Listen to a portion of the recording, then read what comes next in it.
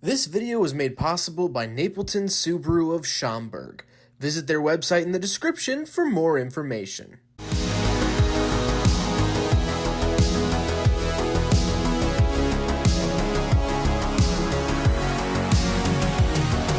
Alright, what's up guys? My name is Zach and today I am driving a 2022 Subaru Impreza Premium.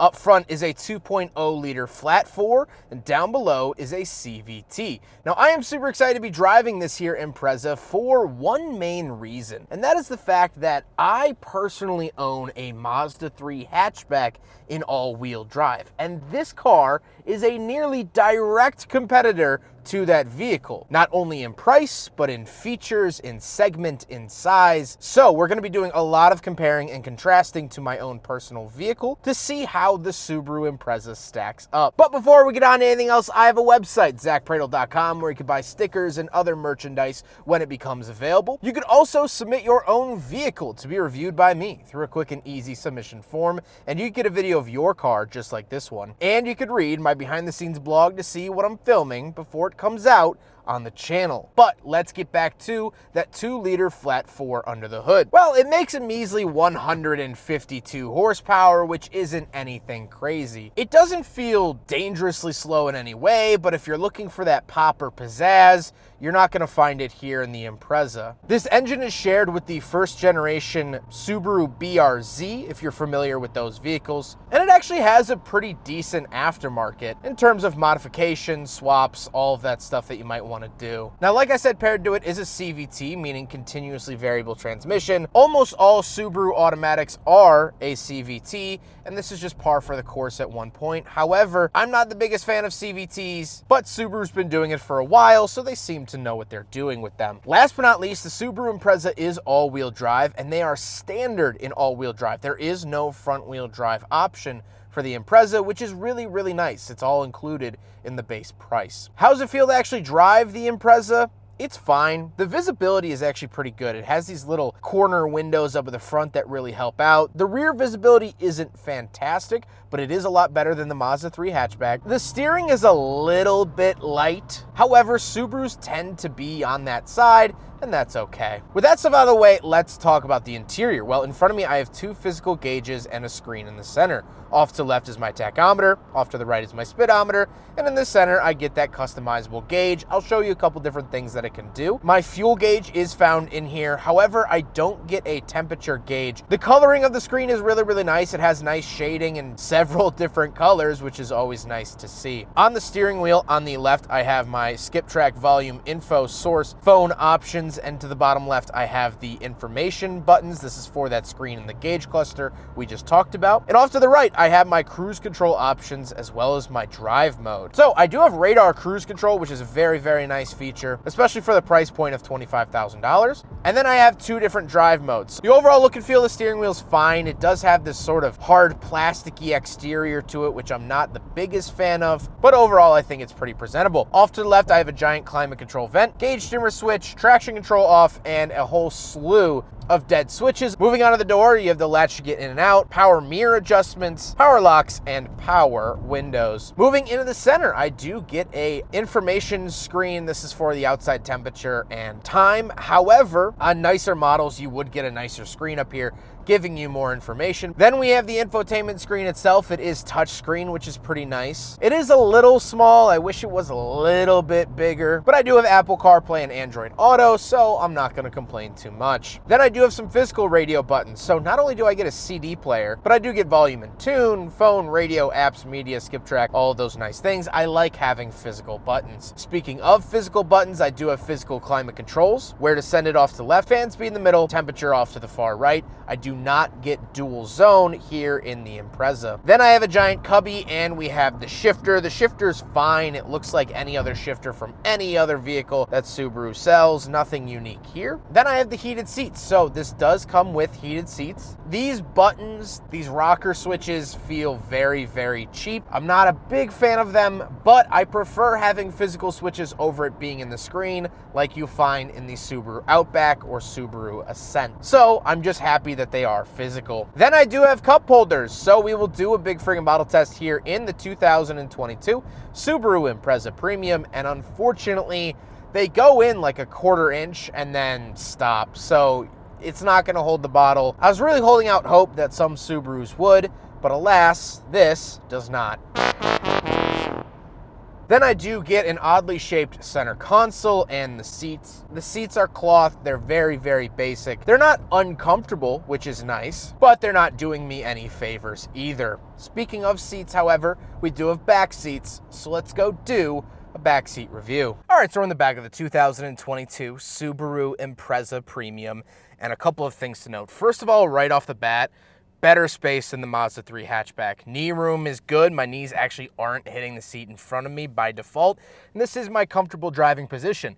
Every time I drive someone around in my Mazda 3 and there's more than one person in the car, I have to scoot up a little bit. This, I wouldn't have to, and that's a lot better. In terms of amenities, I don't really get anything. I don't even think I get a center console. Yeah, no, I don't even get a center console. I don't get vents back here. Would have liked to have seen that, but again, the Mazda 3 competitor doesn't have that either, so that's sort of on brand for the segment. Overall, it's a fine back seat. It works. It does the job, and that's all I can ask it to do. Speaking of space, however, let's go hop out. We'll take a quick look at the trunk and cargo space, and then we'll talk about the looks. All right, so on the back of the Subaru Impreza, I do have a button here that unlocks the rear trunk, but I do not have a power tailgate. So you still come up here, push the button, and pop it up. Plenty of space back here. Really, really nice cargo space. I love the fact that it is a hatchback, all of that goodiness. Taking a quick look around, we do have a couple of tie-down spots. We do have this nice privacy cover we can pull out and put it in there. So when this is closed, you can't see whatever's in the trunk, which is really, really nice. We get a nice floor mat, and if we come down here, we do get a spare tire with the jack and tow hook position inside of it. So nothing really crazy. I wouldn't write a novel about this backspace area. However, definitely on par with a lot of its competitors and really, really nice. Now we gotta talk about the looks, and I like this really light blue color. And I've always thought that the Impreza was relatively handsome for an automobile. I really, really like it. I think it's proportioned really well, and I don't really have much more to add. But what I can say are my final thoughts. So let's talk about it. As a car, I like this thing. It's relatively affordable. It has all right features. It's handsome enough. It's a Subaru. I like it. But let's compare it to my own personal Mazda 3, or really just the Mazda 3 in general. Well, in terms of price, they're neck and neck. My car originally was $26,000.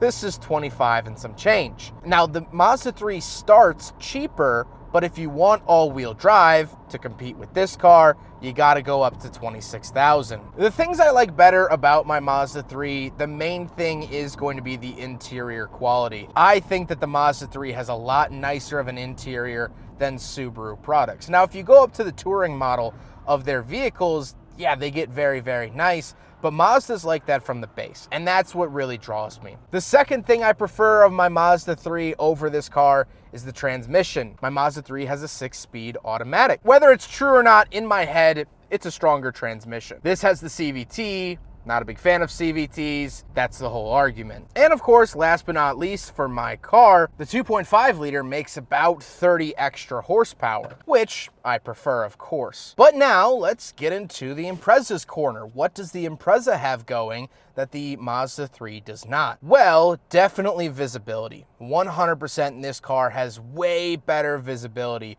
than the Mazda 3.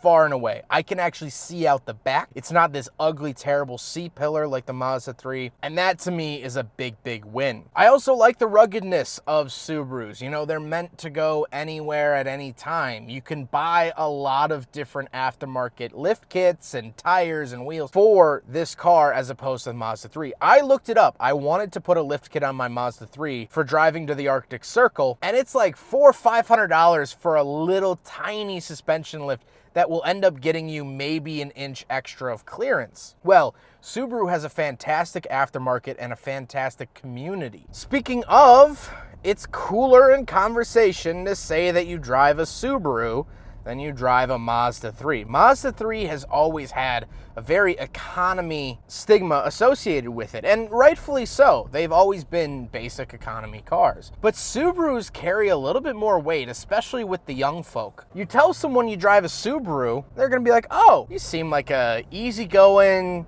outdoorsy kind of person. Whether that's true or not is up for debate, but it certainly has that expectation with it, and that's not a negative one at all. Overall, I really like this car. For an entry-level vehicle from Subaru, I think it's pretty good. I wish that they offered something in the high teens in terms of price, a more Kia Rio competitor or Toyota Yaris competitor, but the way the market's going, everything is going upscale, everything's getting bigger, everything's getting more expensiver, so this car makes more and more sense. I hope you guys enjoyed the video. Huge thank you to Napleton Subaru in Schaumburg, and especially Steven from Napleton Subaru. He's absolutely awesome. Napleton Subaru is absolutely awesome. They have tons of vehicles in their inventory, including this, but also Crosstreks, Outbacks, Legacies, Ascents, and of course the brand new Solterra. They are absolutely awesome. I can't thank them enough for letting me take this vehicle out, and you should definitely check them out with the information up on the screen or linked in the description below. But I hope you guys enjoyed the video. Don't forget to rate the video, comment on the video,